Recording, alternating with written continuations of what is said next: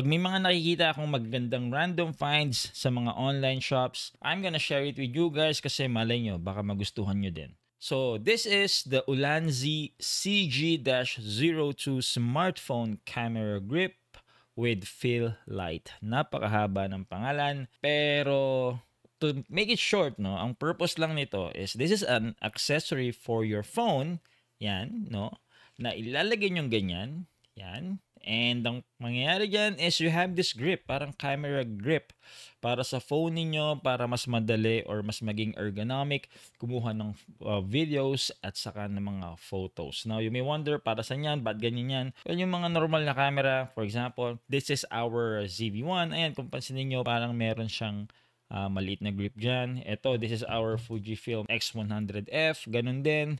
So, ang purpose niyan is para lang yun nga, no? Maging mas madaling kumuha, mas stable, mas ergonomic kumuha ng photos and videos. In fact, yung mga sa camera, minsan mas malaki pa yung nilalagay nilang grip dyan. Now, aside from this grip, no, meron pang ibang mga features tong Ulanzi device na to. Which is one of them is this one. No? So, this is a shutter, or ito yung shutter niya.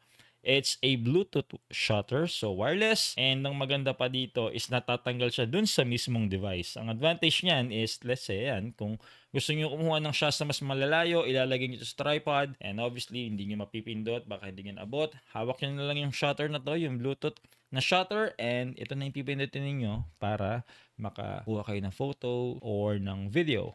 Madali lang tong i-connect sa cellphone nyo, by the way. So, huwag kayong mag-alala.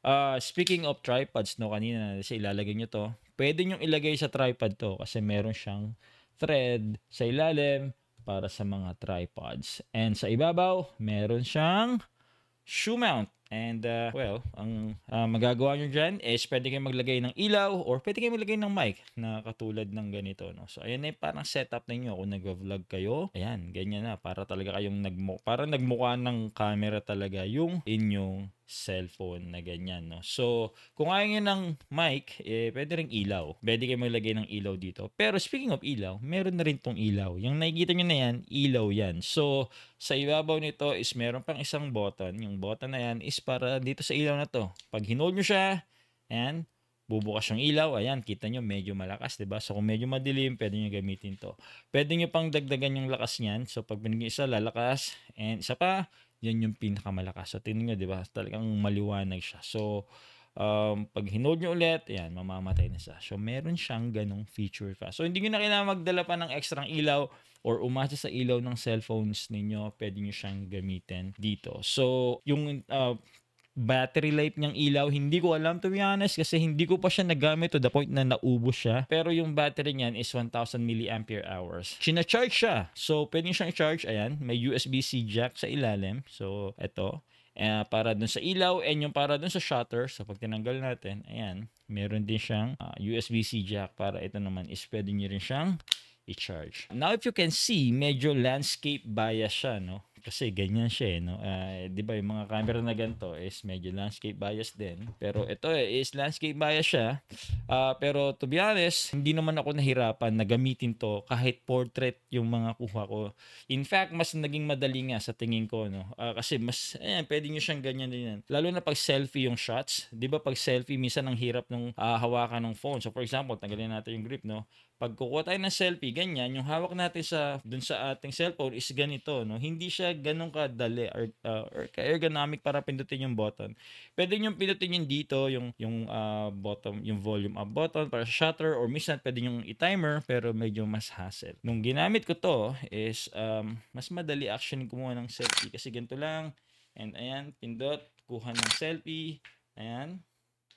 There we go. Ayan, kumunta yung selfie and mas madali pa rin siya. And also, pwede nyo rin gamitin yan na parang pagka gusto nyo ipatong yung camera ninyo. Ayan, patong nyo lang. Wala kayong tripod. Patong nyo para nakatayo. And then, kunin nyo yung shutter. And pindot lang. And there you go.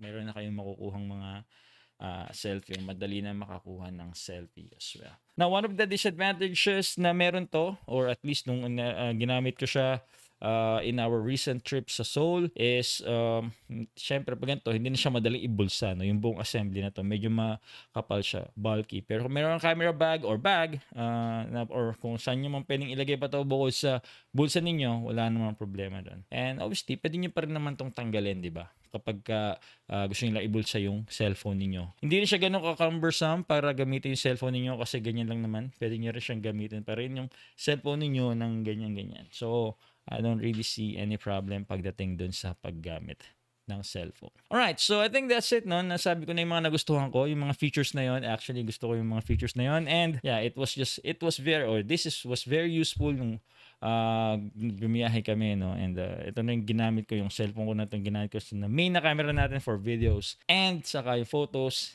gamit to. So anyway, that's my thoughts about it. I thought I like it. I don't know if you're gonna like it, pero I thought this was a really good find. No? Nakita lang natin online. We bought it. And yeah, speaking of which, no, this is not a sponsored video. Hindi rin to pinadala sa atin ng Ulanzi. Binili lang natin. We got curious and yun nga, no? And I didn't think na ganun siya magiging useful. So it was. So what do you think of this? Let me know sa comment section. And if meron din kayong tanong, just let me know then. So yun lang. Maraming salamat. I'll see you in the next video. Peace out.